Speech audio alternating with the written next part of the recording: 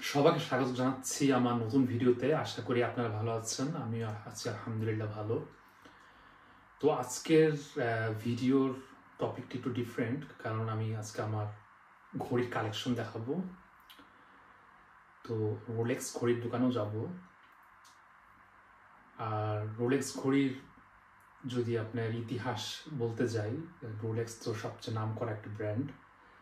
জার্মানের একজন ব্যক্তি হ্যান্স উইলসডর্ফ, যে রোলেক্স ঘড়ির আবিষ্কার, তার একজন বন্ধু ছিল, সুইজারল্যান্ডের বন্ধু।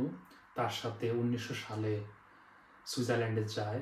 তো ওখানে কোনা কটেন নামে একটা ঘড়ির কোম্পানিতে কাজ করে। ওখান থেকে তার মাথায় আসে যে না, একটা দামি ঘড়ির ব্র্যান্ড ওপেন করবে আর কি। তো পরে সে লন্ডনে পাড়ি জমায়। তার ইচ্ছা লন্ডনে ঘড়ির কোম্পানিটা দিবে, কিন্তু তখন প্রথম বিশ্বযুদ্ধের জন্য এবং লন্ডনে অনেক বেশি ট্যাক্সের জন্য সে আবার পরে সুইজারল্যান্ডে মুভ করে। পরে সুইজারল্যান্ডেই আর কি রোলেক্সের কোম্পানি দেয় আর কি। ছোটকাল থেকেই ঘড়ি আমার খুব পছন্দের একটা জিনিস, কিন্তু 1 লাখ টাকার উপরে আমি ঘড়ি কখনো কিনি নাই। মানে 1 লাখ টাকার নিচেই সবসময় ঘড়ি কিনেছি।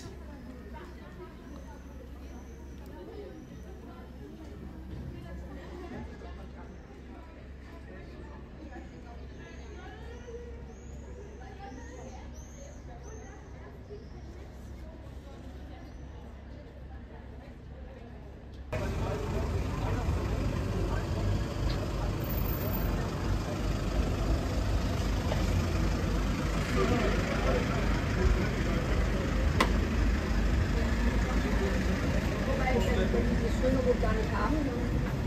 Ja, vielleicht von woanders. Nee, du kannst nicht.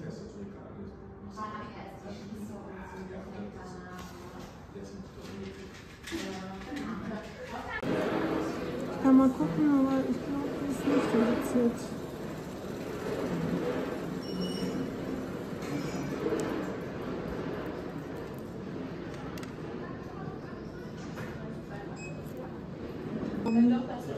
Auf der Seite, wenn sie noch unsicher sind mit der Uhr. Also die Uhr ist auch sehr schön mit dieser viel Glas, ne? Weißleicht.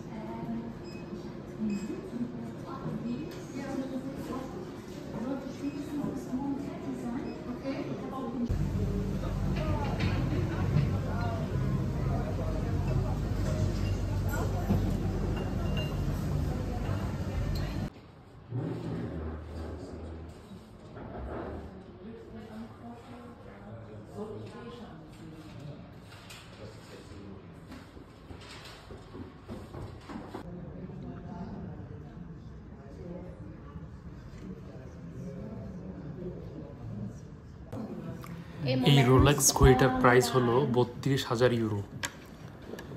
32,000 euro দেখেন বাংলাদেশি টাকায় কত হয়। তো এই এক ঘড়ি যেটার দাম এত বেশি যে একটা ভালো গাড়ি হয়ে যায়, একটা অ্যাপার্টমেন্ট বা একটা ফ্ল্যাট হয়ে যায়। আর এর পাশেই আমি রাখছি আমার ঘড়ি, যেটা পাগানি ডিজাইন, যেটার প্রাইস কত 14,000 টাকা।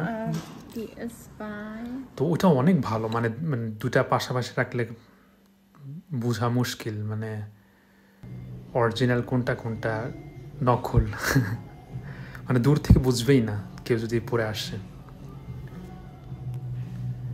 এই দুটার মধ্যে জাস্ট ডিফারেন্ট, একটা হলো স্বর্ণের, রোলেক্স হলো স্বর্ণের, আর পাগানি ডিজাইন এটা মেটাল, স্বর্ণ নাই।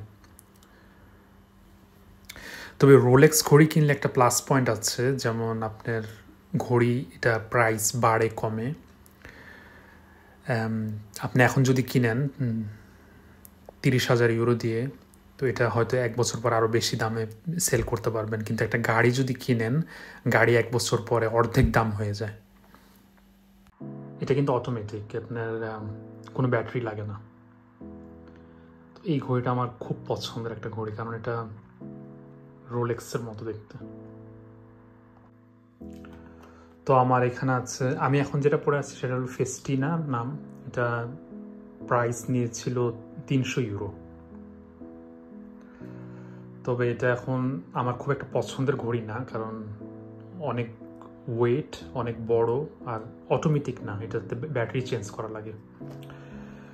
আর লেফট সাইডে এই ঘড়িটা আমার খুব পছন্দ, এটা ফসিলের অটোমেটিক।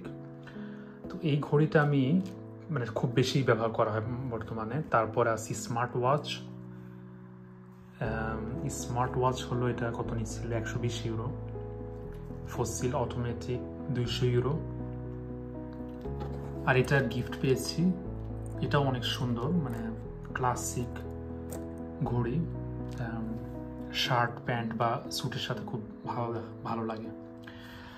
আর এটা আমার এখন নিউ ঘড়ি, রোলেক্স অল্টারনেটিভ রোলেক্স।